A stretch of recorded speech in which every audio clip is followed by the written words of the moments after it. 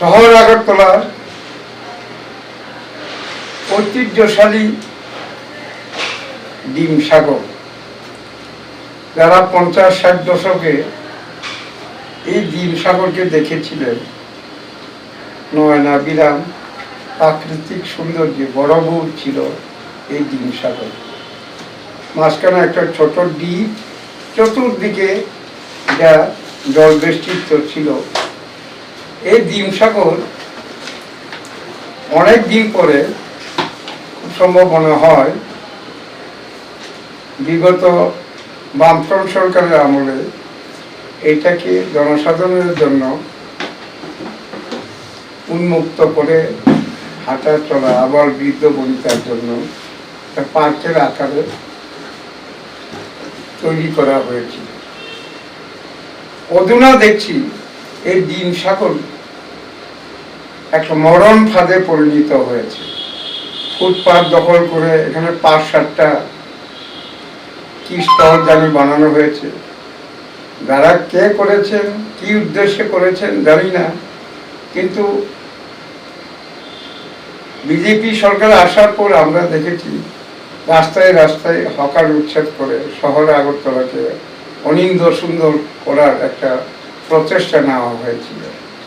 ডিম সাগরে না করে সকাল বিকালে হাজারো আবার বৃদ্ধ বনিতা এখানে হাঁটা চলা করতে আসে।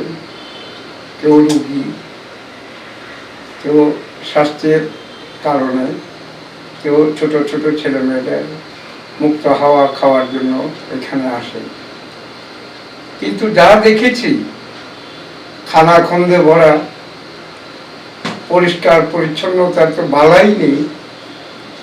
এই যদি শহর আগরতলার প্রাচীন জনপদ কৃষ্ণনগরের এবং রাজবাড়ী সংলগ্ন, ইভেন বনমালীপুরের বিশাল অঞ্চল জুড়ে এখানে লোক যারা আসেন প্রত্যহ প্রাত্যহিক ভ্রমণের জন্য সকাল বিকাল,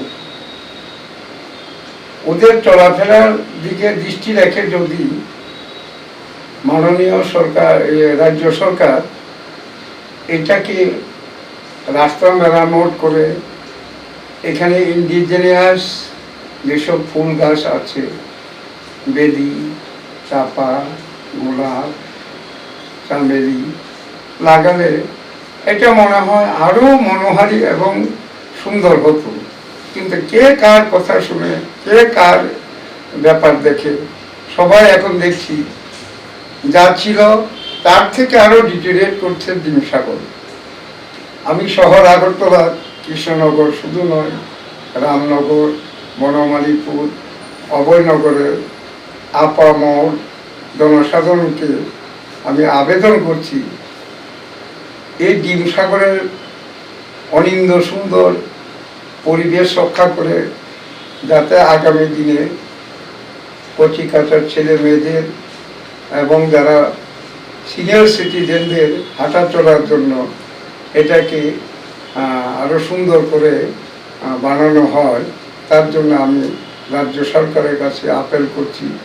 এবং আমি 7 নং ওয়ার্ডের একজন নাগরিক হিসেবে আমাদের মাননীয় বিধায়ক সুরজিৎ দারও দৃষ্টি আকর্ষণ করে বলছি, এইটাকে সুন্দর করুন, শহরকে সুন্দর করুন, রাজ্যবাসীকে বিশেষত আগরতলাবাসীকে মুক্ত হাওয়া সেবনের জন্য উপযুক্ত পরিবেশ আপনারা প্রদান করুন। ধন্যবাদ।